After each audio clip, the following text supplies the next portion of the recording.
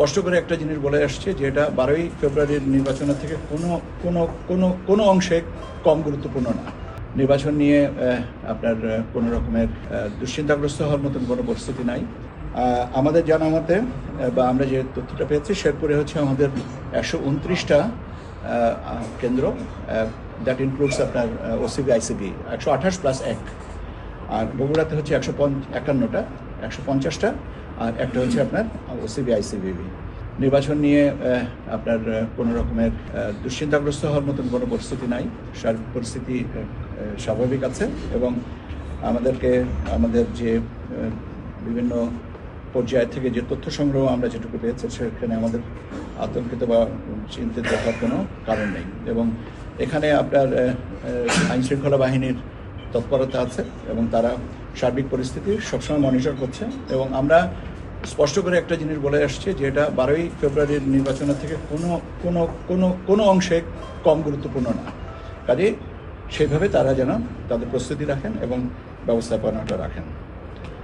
নির্বাচনী মামলা সম্পর্কে আমি অলরেডি বলেছি যে আমাদের দুটো নির্বাচনের চট্টগ্রাম 2 এবং চট্টগ্রাম 4 এই দুটো আসনের বিষয়ে মাননীয় আদালতের বলে সিদ্ধান্তের জন্য এই দুটো আসনের ফলাফল আমরা এখনো বলিনি এবং মাননীয় আদালত যেভাবে নির্দেশনা দেবেন আমরা সেইভাবে এই দুটো আসনের ফলাফল ঘোষণা করবো। আর বাকিটা আমাদের বলেছে যে নির্বাচন পরবর্তীতে পিটিশন যেটা আছে নির্বাচন দরখাস্ত আসছে 50টি।